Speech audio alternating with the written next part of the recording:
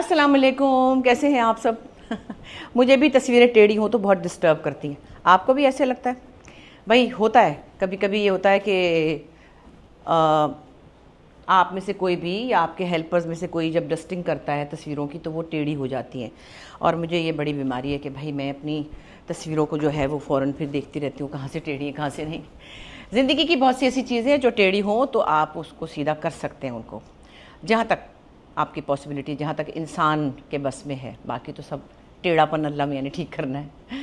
खैर, बहुत 2-3 दिन हो गए थे मैं आपसे बात नहीं कर सकी थी। एक तो बच्चे आए हुए हैं, उनकी मसरूफियात हैं, उनको लेके मैं इधर उधर यहाँ वहाँ फिर रही हूँ, जहाँ जहाँ भी ले जा रही हूँ। और बहुत ही बौखलाए हुए हैं गर्मी से, क्योंकि बहुत अरसे के बाद ऐसी गर्मी देखी। बल्कि पिछली दफ़ा वो आए थे तो ठंड में आए थे, इस दफ़ा जिसे कहते हैं ना सही मानों में हवन्नक हुए हुए, उनको समझ नहीं आ रही क्या करना है। और मैं देख रही हूँ कि एक मैंने वीडियो डाली है, उस पर इतनी सारी बातें मेरे बच्चों के बारे में कि ये पता नहीं रूड हैं या क्या। नहीं, ऐसा नहीं है, बच्चे शाय होते हैं और दूसरे बच्चे ना भी देख रहे हैं दुनिया को। शहरज़ाद ने तो पहली दफ़ा बाज़ार देखा है कि जिसमें कपड़े मिल रहे हैं। मैं उनको आशियाना ले गई थी, वो मैंने वीडियो नहीं बनाई क्योंकि आप लोगों की समझ में नहीं आ रहा। बहुत से लोग उनको कह रहे हैं कि ये ऐसे हैं या आपके बच्चे बोलते क्यों नहीं हैं और आप तो इतनी खुश अखलाक हैं। बच्चों की एज भी ऐसी होती है, दूसरे बच्चे कुछ शाय होते हैं तबीयत से भी। मेरी दोनों बेटियों में से शाय तो मैं नहीं कहूँगी, छोटी ज़रा रिज़र्व्ड है। बचपन में इतनी शैतान थी मीरा, उतनी ही फिर सीरियस हो गई। बड़ी जो है वो बहुत गिगलिंग है, तो तबीयत होती है अपनी अपनी। उसमें बच्चे अल्लाह का शुक्र है बहुत अच्छे बच्चे हैं। जो कहो, अभी मैं अगर कहूँ ना इज़्दियार नीचे से गमला उठा के ले आए, फ़ौरन ले आएंगे। और उनकी माँ भी सारा दिन उनसे काम करवाती है वहाँ पे टोरंटो में। चलें लॉन्ड्री में कपड़े डाल के आए हैं, नीचे से बेसमेंट से ये निकाल के लाएँ, फ़ौरन ले आते हैं। मैं भी अभी कह रही हूँ कि भाई बक्सा उठा के वहाँ से वहाँ रख दें तो रख देंगे। ऐसा नहीं कि वो कोई रूड बच्चे हैं, बिल्कुल ऐसा नहीं है। और मैं ये नहीं कह रही कि क्योंकि मेरे ग्रैंड चिल्ड्रन है तो मैं सफाई पेश कर रही हूँ। मैं सिर्फ ये समझाने की कोशिश कर रही हूँ कि सब बच्चे और सब बड़े एक जैसे नहीं होते हैं। बहरहाल ये बातें तो होती रहेंगी। और बच्चों को तो शुक्र है पढ़ना भी नहीं आता उर्दू, और ये आप लोगों के कमेंट्स कि उनका दिल टूट जाएगा अगर उन्होंने पढ़ लिया था। देखती हैं कभी कभी शहरज़ाद वहाँ पे मेरी ये वीडियोज़, उनको अच्छा लगता है ये वो समंदर वगैरह, लेकिन उनके समझ में नहीं आएगा। तो मैं तो नहीं चाहती कि उनको, आप लोगों जिन लोगों ने ऐसी बातें की हैं वो मेरे बच्चे पढ़ें, क्योंकि मुझे पता है अपने अपने बच्चों की नेचर सबको पता होती है। हाँ, अच्छा लगता है, वो लिपट जाते हैं, प्यार करा लेती हूँ, प्यार कर लेती हूँ, तो ऐसा नहीं है कि क्या है, ऐसे नहीं है, बिल्कुल नहीं है।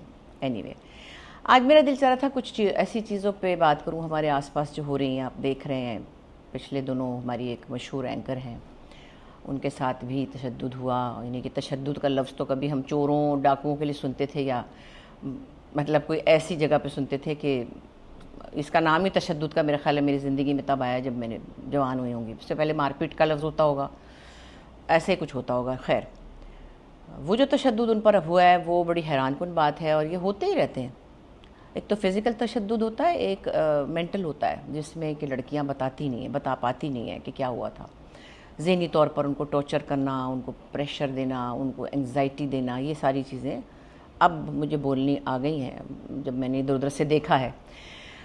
अफसोस होता है ऐसी बात पर। मैं सिर्फ ये कहती हूँ, मोटी सी बात है, मैं ना उनको कभी मिली हूँ फ़िज़िकली, ना उनके हस्बैंड को ही कभी जानती हूँ। मैं सिर्फ ये कहती हूँ कि ये जो लोग पढ़े लिखे हैं या जो लड़कियाँ इंडिपेंडेंट हैं, वो लोग अब इस ज़माने में, हमारे ज़मानों में भी नहीं, हमने भी बहुत टाइम लगाया। और खुदा न खास्ता मेरे ऊपर कोई फ़िज़िकल तशद्दुद नहीं हुआ। मैं बिल्कुल गलत बातें नहीं करती हूँ, मैं तो बातें ही नहीं करती जो भी है।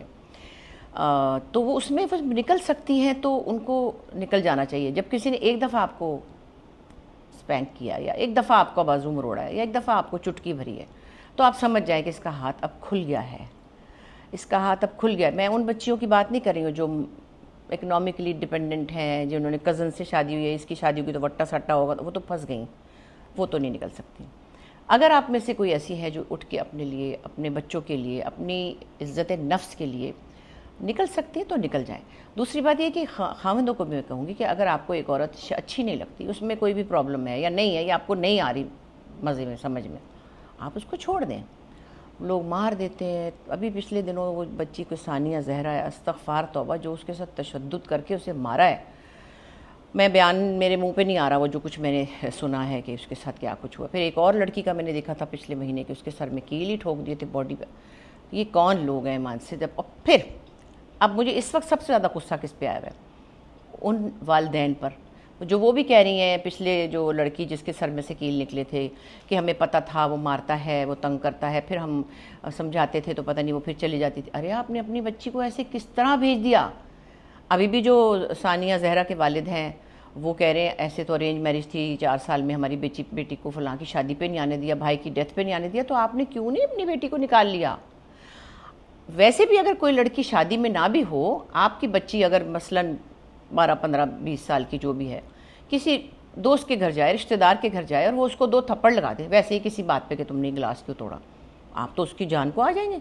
ऐसा ही है ना, मेरे बच्चे को कोई हाथ लगाए, 10 साल का हो या 20 साल का हो या 15 साल का हो या 12 साल का हो, मैं तो कहूँगी आपकी जुर्रत कैसे अपने मेरे बच्चे को हाथ। आपने जो निकाह कर दिया है तो आपने क्या उसको बेचा है या आपने उसको मरने के लिए भेजा है? ये वालिदैन की गलती है, ये वालिदैन की गलती है। और मैं ये जो सानिया जहरा है इनके वालिद से मुझे बहुत हमदर्दी, इनके वालिदैन को अल्लाह ताला ही सब्र देगा, हम तो नहीं कुछ कह सकते, लेकिन आपकी कोताहियाँ है ये। आप अपने बच्चे को क्यों नहीं निकाल रहे मगरमच्छ के मुंह से, क्यों नहीं, जब आपको पता है मारते हैं, खाना नहीं देते, भाई की शादी में नहीं आने दी, भाई के मरने पे नहीं आने दिया, तो ख़त्म हो गई बात ना। अब पता नहीं, मुझे नहीं पता कि 2-4 रोटियां खिलानी मुश्किल होती है क्या, लेकिन जान तो बचानी चाहिए। ये जान बचाने वाला मामला है। आपके घर में आग लग जाए, आप सब बाहर हो, आपका बच्चा अंदर हो, बेटी हो या बेटा, आप बचाने के लिए अंदर चले जाएंगे, तो ये वो मामलात हैं जिनमें आपकी बेटियों की जानों को ख़तरा है। अच्छा, अब जो एंकर हैं उनकी मैं बात करूँगी, वो तो इंडिपेंडेंट हैं, पढ़ी लिखी हैं, ठीक है, बच्चे भी हो जाते हैं, आपको उनका ख्याल भी रखना पड़ता है। He may be a good father, शायद अपने बच्चों के साथ वो ठीक होंगे, लेकिन फिर भी आपके बच्चे भी समझते हैं, आपके तो बड़े बच्चे हैं खैर से, जब पहली दफ़ा ही हुआ था 6-8 महीने पहले, तभी निकल जाना चाहिए था इसमें से। मगर अब जो भी है वो तो ज़ाहिर है अदालतों में और सब चीज़ों में तमाशा तो बना। सो मुझे लगता है कि इन चीज़ों को पता नहीं क्या क्या रीज़न्स होते हैं। मुझे लगता है एक चीज़, मेरी बहन नीलम बशीर ने बहुत अच्छी माशाल्लाह अफसाना निगार हैं वो, माशाल्लाह बड़ी मशहूर, उनकी शायद पहली या दूसरी किताब में एक अफसाना था, आज तक मेरे दिमाग में यूँ अटका हुआ है, और वाकई वो एक ऐसी बात है। उस अफसाने का नाम था मैं और मेरा साथी। और उनका साथी कौन था? जो तमाम लड़कियों का साथी होता है हमेशा, शुरू से आखिर तक, डर। डर होता है आपका साथी। तो जिस तरह मेरी बहन ने डर की स्टेजेस बताई हैं, और डर हमेशा ये नहीं होता कि हमें कोई मार ही देगा, मतलब डर बहुत टीचर्स का डर होता है, वालिदैन का डर होता है, उनकी हुक्म उदूली का डर होता है, उनकी नाराज़गी का डर होता है। तो बाजी ने जिस तरह लिखा कि जब हम छोटे थे, जब मतलब मैं थोड़ी और छोटी थी, वो जब दोनों छोटी थी, सुंबल और बाजी शायद 12-14 सालों की उम्र की थी, तो थोड़ा सा हमारे अब्बा के यहाँ इस मामले में कंजर्वेटिव माहौल था कि बच्चियाँ जो हैं वो ड्रामे नहीं सुनेंगी। रेडियो था, टीवी नहीं था तब, मैं शायद 5 साल की होंगी, तो रेडियो पे ड्रामे आते थे, लड़कियों को इंटरेस्ट होता था।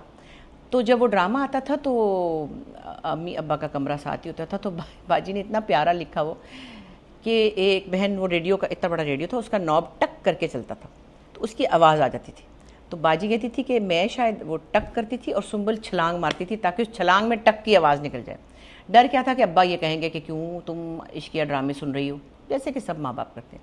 फिर अगली स्टेज पे जब शादी हुई, हस्बैंड आए घर में, उनके हिसाब से कि ये माँ बाप के घर रोज़ जाने की क्या ज़रूरत है, अब इतने बजे आप क्यों गई, इतने बजे क्यों आई, ऐसी बातें।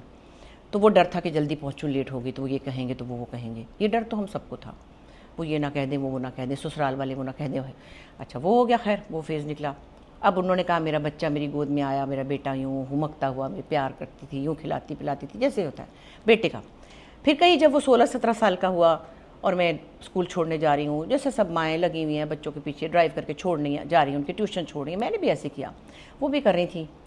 तो उसमें कहीं गाड़ी किसी बहुत हैवी ट्रैफिक में फंस गई और अब bumper to bumper traffic jam था, तो वो निकाल रही थी आगे कभी पीछे, तो बच्चे ने कहा अम्मी छोड़ें, क्या कर रही हैं ये आप, दे चाबी मुझे, आपको नहीं आता, मैं करता हूँ। तो कहने लगी कि मैंने इसको दूध पिलाया, मैंने इसको चलना सिखाया, मैंने इसको बोलना सिखाया, और वो बात सही कर रहा था कि वो निकाल सकता था मुझसे बेहतर, लेकिन मुझे इस बात का डर लगा कि ये मुझे कुछ कहना दे, या इसने मुझे कहा है तो मैं इसको थप्पड़ नहीं लगा सकती कि तुम्हारी जुर्रत है, तुमने मुझे कहा है। मैं उसकी बुराई नहीं करी, मेरा भांजा बहुत प्यारा बच्चा है, ऐसे सब बच्चे करते हैं कि अम्मा आपको तो पता कुछ नहीं, छोड़ें आप, और अम्मा की वहीं 2 कौड़ी की इज्जत हो जाती है उसी वक्त, जिस अम्मा ने सब सिखाया है। सो ये डर जो है ना, ये हमारे अंदर रहता है। सबसे बड़ा डर अल्लाह मियाँ का होना चाहिए, अल्लाह ताला का डर हो तो किसी से डर नहीं लगता। लेकिन ये तो मैं अब कह रही हूँ ना, जवान बच्चियों को थोड़ी पता होता है इस बात का, ना वो उनको समझ आती है कि भाई अल्लाह ज़्यादा करीब है।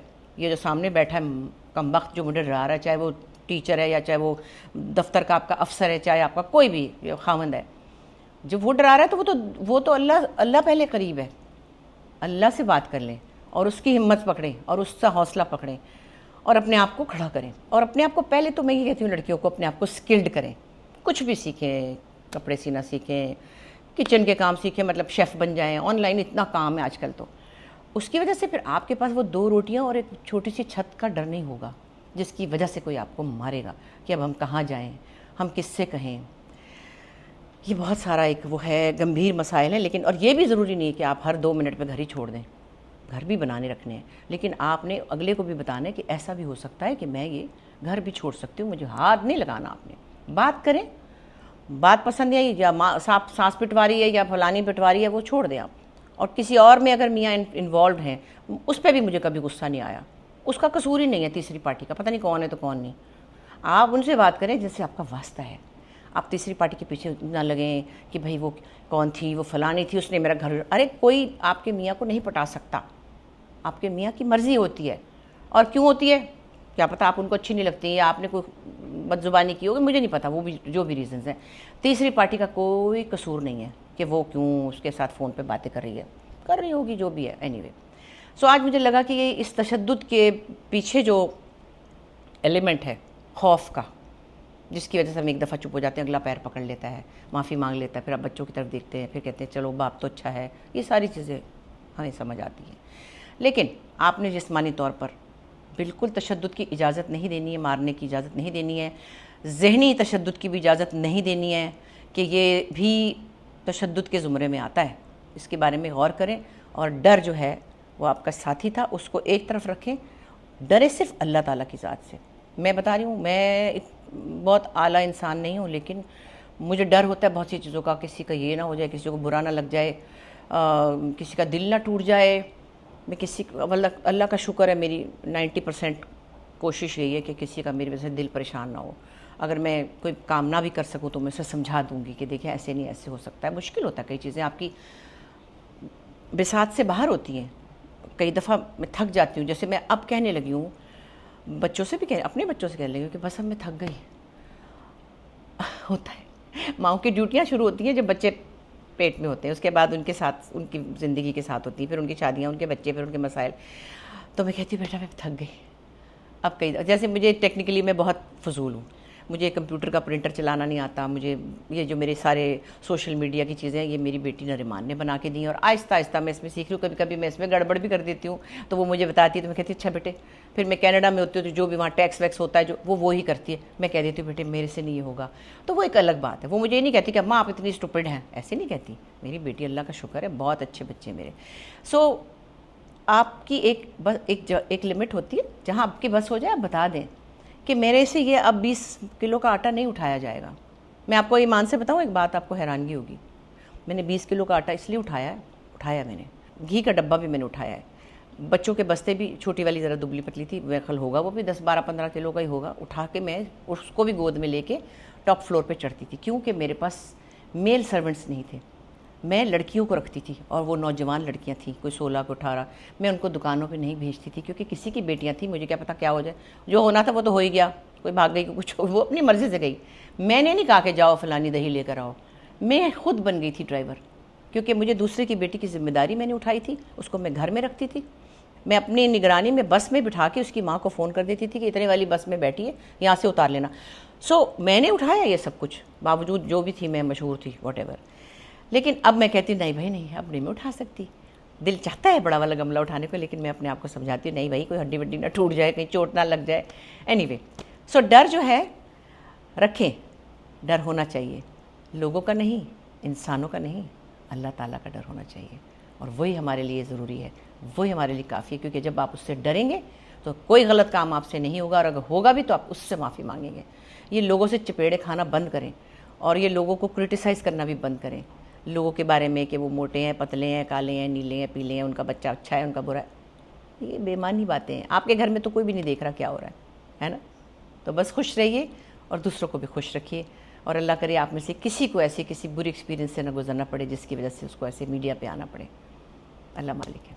Thank you.